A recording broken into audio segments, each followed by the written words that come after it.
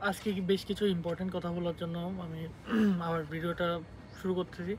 তো ইম্পর্টেন্ট কথা বলতে যারা আমার চ্যানেল ফলো করে, যারা ফেসবুক ফলো করে, তারা অবশ্যই জানে যে আমি চায়নাতে আছি এবং দীর্ঘ 4 বছর ব্যাচেলর শেষ করছি সফটওয়্যার ইঞ্জিনিয়ারিং। তো এখন আমি আমার মাস্টার্সে ট্রাই করতেছি যে সফটওয়্যার ইঞ্জিনিয়ারিং বা কম্পিউটার সায়েন্সে, কারণ ডিপেন্ড করে হলো আপনার যে কম্পিউটার সায়েন্স, যে আপনি অনেকে বলে যে সফটওয়্যার থেকে আপনি কেন কম্পিউটার সায়েন্স আবার ব্যাক করতেছেন, বা অন্য ডিপার্টমেন্টে অনেকে কেন ব্যাক করে।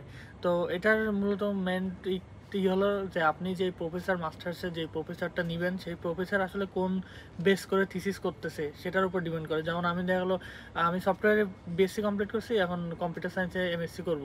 তো বিষয়টা হচ্ছে এখানে এটাই যে আমি যে প্রফেসরটা চুজ করছি বা প্রফেসর আমাকে পছন্দ করছে যেই প্রফেসর, এখন সেই প্রফেসর আসলে কোন বিষয়ের উপরে থিসিস করতেছে, কোন বিষয়ের উপরে রিসার্চ করতেছে, সে এমন কথা হলো যে আপনার যে আমি দেখা গেলো আমার পছন্দ, অনেকের পছন্দ এক একটা স্পেসিফিক পছন্দ থাকে। যে আমার পছন্দ এআই বেস করে কোনো টিচার বা কোনো প্রফেসর থিসিস করা, যেমন আর্টিফিশিয়াল ইন্টেলিজেন্স বা আপনার ডিপ লার্নিং, মেশিন লার্নিং, এইগুলো নিয়ে যারা রিসার্চ করে।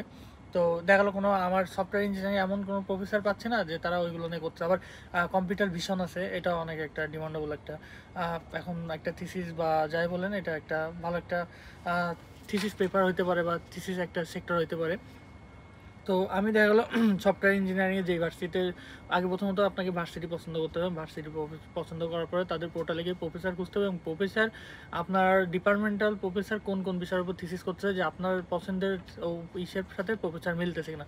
তো আপনি যখন সফটওয়্যারে দেখবেন না, তখন অবশ্যই আপনি কম্পিউটার সায়েন্সে ট্রাই করবেন, যে ওই কম্পিউটার ডিপার্টমেন্টে গিয়ে ওই প্রফেসর বা যে কোনো প্রফেসর আপনার পছন্দের সাবজেক্ট নিয়ে সে রিসার্চ করতেছে কিনা। তো এই ক্ষেত্রে অনেক ক্ষেত্রে হয়। তো যাই হোক, মেন কথা যেটা বলি, যে চায়নাতে বেশ কিছু বছর থাকার পর যেটা বলতেছিলাম যে দীর্ঘ বছর চায়নাতে থাকার পরে চাকরির এক্সপিরিয়েন্স বা যে কোনো পড়াশোনার এক্সপিরিয়েন্স হোক, যে কোনো এক্সপিরিয়েন্স হোক, সেই এক্সপিরিয়েন্স দিয়েই একটা কথা বলবো যে আপনারা যারা চায়নাতে আসার জন্য প্রিপারেশন নিচ্ছেন বা চায়নাতে আপনি ভালো একটা ভার্সিটি খুঁজতেছেন এবং স্কলারশিপ খুঁজতেছেন, তো তাদের জন্য আমি একটা কথাই বলবো, আসলে চায়নাতে আসার পরে অনেক কিছু বুঝতে পারবেন। তো তার আগে আমার অভিজ্ঞতা থেকে যেটা শেয়ার করতেছি, সেই বিষয়টা হলো আপনি দেখতে পারেন যে আপনার যদি আসলে, আমার একান্ত মত, আপনার যদি ফিনান্সিয়াল অবস্থা বা আদার্স সব কিছু ঠিকঠাক থাকে, ফ্যামিলি সাপোর্ট বা সব কিছু মনে করেন স্ট্যান্ডার্ড সব কিছু ঠিকঠাক আছে, তো আমি বলবো যে আপনি ট্রাই করবেন যে একটা বছর জীবন থেকে গেলে হয়তো খুব বেশি আমারই ক্ষতি হবে না, কিন্তু একটা বছর আপনার লস করাতে যদি পরবর্তী ফিউচার আপনার জন্য ভালো হয়, তাহলে আমি বলবো অবশ্যই সেটা ভালো। তো আপনারা চেষ্টা করবেন যদি পসিবল হয় তাহলে আইএলটিএস দিয়ে আপনারা কোনো একটা ইউরোপ কান্ট্রিতে মুভ করেন, যে কোনো কান্ট্রিতে। তো ইউরোপ কান্ট্রি নিয়ে যে কথাটা বলতেছিলাম আমি, যে এতদিন চায়নাতে থাকার পরে আমি কেন এখন ইউরোপের কথা বলতেছি, আসলে কারণ আছে। যে আপনি একটা বিষয় চিন্তা করেন, যে আপনি যখন চায়নাতে বিএসসি করতেছেন, বিএসসি 4 বছর, আপনি যে কোনো কান্ট্রিতেই সব জায়গায় 4টা বছর করে আপনার পড়াশোনা করা লাগবে, তারপরে বিএসসি কমপ্লিট হবে। তো আপনি যদি এখন ইউরোপ কান্ট্রিতে 4টা বছর থাকেন, যে কোনো কান্ট্রিতে, আপনার কিন্তু পিআর বা রেসিডেন্সিয়াল পারমিট বা যেটাই হোক, এটা কিন্তু আপনার 4টা বছর আগায় গেল। তো আমি জাস্ট কেন বলতেছি এই কথা, সেটা আমি ভিডিও শেষে বলবো। তো এই ক্ষেত্রে কিন্তু আগে গেল আপনার, তো এটা আপনার প্লাস পয়েন্ট যে আপনি একটা বছর নষ্ট করে আপনি এটা করলেন।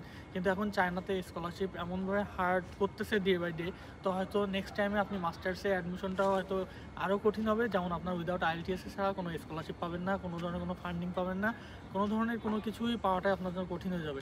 আর এক হলো ব্যাচেলর। এখন আসি আমি কেন ইউরোপের কথা বলতেছি আর কেন চায়নার কথা বলতেছি না। সব কথা চায়নাই বলি, চায়না ভালো, চায়না স্কলারশিপ এটা দিচ্ছে ওটা দিচ্ছে। তো আমি এখন কেন ইউরোপের কথা বলতেছি, আমি নিজেও অন্য অন্য কাজ করতেছি। তো এখন বিষয় হচ্ছে যে চায়নার যে বিষয়টা আসি, এখন অনেকের ফার্স্ট চয়েস থাকে, যে কারণ ইউরোপে ঢুকতে গেলে যে আপনার 1 বছর নষ্ট হবে, আইএলটিএস দেওয়া লাগবে। তো এটার সময় সাপেক্ষ এবং একটা বিগ একটা অ্যামাউন্ট ফান্ড দরকার আছে, বা নিজের ফিনান্সিয়াল অনেক স্টেবল দরকার। তো এখন আপনি যদি চায়নার কথা চিন্তা করেন, চায়নাতে আপনার কোনো ধরনের কোনো লাগছে না, আপনি সরাসরি স্কলারশিপ, কিছু কিছু ভার্সিটি আছে ইভেন আপনার কোনো ধরনের অ্যাডমিশন ফি নাই, যেটা অন্য অন্য ভার্সিটিতে আসে। তো সেইগুলো দিয়ে আপনি খুব কম টাকায় চায়নাতে বিএসসি কমপ্লিট করতে পারছেন। এখন আমি যেটা বলবো, আপনার যদি ইউরোপ কান্ট্রি একান্ত মুভ করার ইচ্ছা থাকে, আপনি এটা গেটওয়ে হিসাবে ব্যবহার করতে পারেন। তো গেটওয়ের বিষয়টা কেমন হলো, যে আপনি যখন চায়নাতে আসবেন, এবং বাংলাদেশে কিন্তু ইনভায়রনমেন্ট যেটা, সেটা কিন্তু বাংলা ইনভায়রনমেন্ট। তো আপনি কিন্তু এটা কমপ্লিট করতে পারবেন না, যে আপনার ইংলিশ অ্যাবিলিটি বা যেটাই বলেন কথা বলার যে ফ্লুয়েন্ট লেভেলটা, সেটা কিন্তু আপনার একটা পর্যায়ে গিয়ে আটকায় থাকবে বা হবে। তখন আপনি চায়নাতে আসবেন, যখন আপনি ফ্রেন্ড হবে, ইন্টারন্যাশনাল ফ্রেন্ড, যখন আপনি ইংলিশ মিডিয়ামে অলরেডি পড়াশোনা করবেন, তখন কিন্তু আপনার যে ইংলিশ অ্যাবিলিটি আছে সেটা আর একটু উপরে উঠবে, হাই উঠবে। তখন আপনার আইএলটিএস এক্সাম দেওয়ার জন্য আপনার কিন্তু কিন্তু তখন আটকাবে না। আইএলটিএসের যে কথাটা বলতেছিলাম যে আসলে একটা বিষয় হলো সব দেশের ল্যাঙ্গুয়েজই অনেক একটা এনভায়রনমেন্ট দরকার। যেমন আমি যখন প্রথমে স্টুডেন্ট নিয়ে কাজ করি চায়নার, অনেক স্টুডেন্ট আমাকে প্রশ্ন করে যে আমি যদি চায়না চাই, চাইনিজ ল্যাঙ্গুয়েজটা অনেক হার্ড, কীভাবে পড়াশোনা করবো, কীভাবে আমি স্টার্ট করবো। আসলে এটা হলো আমাদের বাংলাদেশে থেকে এটা চিন্তা করা সম্ভব না, কারণ আমিও যখন চায়নাতে আসছি আমি তো মানে একটা অক্ষরও জানতাম না, চিনতাম না। এখন তো টুকটাক বেসিক মানে একদম না বললে না ততটুকু তো কথা কনভারসেশন করার মতো একটা অ্যাবিলিটি হয়েছে। তো এটাই বলবো যে আপনি যখন একটা এনভায়রনমেন্টের মধ্যে থাকবেন, যখন একটা ইংলিশ এনভায়রনমেন্ট হোক বা অন্য আদার্স এনভায়রনমেন্ট হোক, তো আপনি যখন তার মধ্যে থাকবেন তো তখন আপনি যখন একটা এনভায়রনমেন্টের মধ্যে থাকবেন তখন অবশ্যই আপনার যে কনফিডেন্স লেভেলটা সেটাও অনেকটা বেড়ে যাবে। তো এই ক্ষেত্রে আপনার আইএলটিএস দেওয়াটা খুবই ইজি হবে। তো আমি বলবো যে ফিনান্সিয়াল অবস্থা হোক বা আদার্স, সেটার জন্য আপনি চায়না চুজ করতে পারেন যে আমার খুব তাড়াতাড়ি দেশের বাইরে মুভ করতে হবে, সে যে কোনো কান্ট্রি হোক, এবং গুড একটা স্কলারশিপ লাগবে, ভালো একটা ভার্সিটি লাগবে। তো সেই একটা কনফিডেন্স নিয়ে আপনি চায়নাতে আসতে পারেন। অবশ্যই ওয়েলকাম চায়নাতে, কারণ চায়নাতে অনেক ভার্সিটি অনেক বড় ভালো ভালো স্কলারশিপ দিচ্ছে ব্যাচেলারের জন্য। কিন্তু আমি বলবো এখন থেকে 2 থেকে 3 বছর পর অ্যাপ্লাই করা ব্যাচেলারে হোক, ডিপ্লোমাতে হোক এবং মাস্টার্সে হোক, এটা ডে বাই ডে খুবই টাফ হচ্ছে। কারণ আমরা চায়নাতে থাকি, আমরা নিজেও মাঝে মাঝে কনফিউজ হয়ে যাই আমাদের স্কলারশিপ নিয়ে। কারণ অনেকে দেখা গেলো যেমন চায়নাতে সবথেকে বড় স্কলারশিপ যেটা ধরা হয় সেটা হলো সিএসসি স্কলারশিপ মাস্টার্সের জন্য। ব্যাচেলার আছে যারা চাইনিজ স্তরে করে, এবং মাস্টার্সের সিএসসি স্কলারশিপ যেটা চাইনিজ গভর্নমেন্ট স্কলারশিপ বলে। তো এটা অনেক ক্ষেত্রে হয় কি যে কেউ আসলে শিওর দিতে পারে না যে হ্যাঁ আমি তোমার সিএসসি আনিয়ে দেবো। খুব কম মানুষ আছে যে আসলে টিচারদের সাথে খুবই ভালো সম্পর্ক, যে ওখানে টাকা দেওয়া লাগে। যে কিছু কিছু ভার্সিটি এসে আসলে ওপেনে কেউ কাজ করে না, সে গোপনে কাজ করে, টিচারদের টাকা দিয়ে সিটটা কনফার্ম করে। এটা আসলে খুবই খুবই রেয়ার। এটা ধরতে গেলে কত 10% সামথিং, তো এরকম হয়। কিন্তু তারপরে আমার যেটা মত থাকবে যে চায়না আর ইউরোপের কথা যেটা বলতেছিলাম, চায়না আর ইউরোপের মধ্যে একটাই পার্থক্য যে আপনার যদি ফিনান্সিয়াল এবং অন্য কোনো অ্যাবিলিটি সব কিছু ঠিকঠাক থাকে, অবশ্যই আমি বলবো ইউরোপ কান্ট্রিতে মুভ করতে।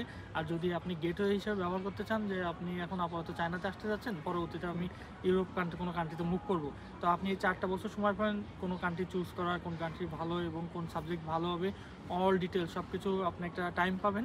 তো তার জন্য আমি বলবো যে চায়না আসতে পারেন, এবং স্কলারশিপ অনেক ভালো ভালো স্কলারশিপ আছে চায়নাতে। সেরকম ধরনের একটা ভার্সিটি নিয়ে নিলেন এবং স্কলারশিপও নিয়ে নিলেন, আপনার সাবজেক্ট অনুযায়ী সেই ভার্সিটিতে আছে কিনা আপনার সাবজেক্টটা সেটাও নিয়ে দেন তারপরে আপনি মাস্টার্সে ইউরোপে ট্রাই করতে পারেন। কিন্তু যেটা আমি বলতেছিলাম যে আপনি আগে ব্যাচেলরে কেন ইউরোপ চুজ করবেন, কারণ আপনি যে বাংলাদেশের বর্তমান যে পরিস্থিতি বা যেটাই হোক, ওই বিষয়ে বেশি কথা না বলি, বর্তমান পরিস্থিতি যেটা আসলে পড়াশোনার লেভেলটা বা এটা অনেকটা আসলে অনেকটা কী বলবো, আসলে যারা ভিডিও দেখছে তারা বুঝতে হচ্ছে, কিছু বলার নেই। তো এখন এইটাই হলো পার্থক্য, যে আমি কেন ইউরোপ কান্ট্রির কথা বলছিলাম, কেন চায়নার কথা বলতেছিলাম না। আর যে প্লাস পয়েন্ট হলো এটাই যে আপনি চায়নাতে আসলে অনেক ভালো ভালো ইউনিভার্সিটি পাবেন, ভালো ভালো স্কলারশিপ পাবেন, খরচ খুবই কম। তো এটাই ছিল আজকের ভিডিও টপিকস এবং বলার মতো কিছু কথা। যারা যারা অ্যাপ্লাই করতে চান চায়নাতে, তারা অবশ্যই আমার কমেন্ট বক্সে বা ফেসবুকে হোক, যেখান থেকে হোক, আমি হোয়াটসঅ্যাপ নাম্বার দিয়ে থাকি, আমার চাইনিজ হোয়াটসঅ্যাপ নাম্বার আছে, নম্বরে যোগাযোগ করবেন। আমি সঠিক ইনফরমেশন দিয়ে আপনাদেরকে হেল্প করবো, আর কতটুকু হেল্প করতে পারবো সেটাও জানি না। তো আজকে ভিডিও পর্যন্ত, সবাই ভালো থাকুন। পরবর্তী অন্য কোনো ইনফরমেশনমূলক কোনো একটা ভিডিও নিয়ে আবার আমি ভিডিও তৈরি করবো। তো আজকে এই পর্যন্ত, ধন্যবাদ।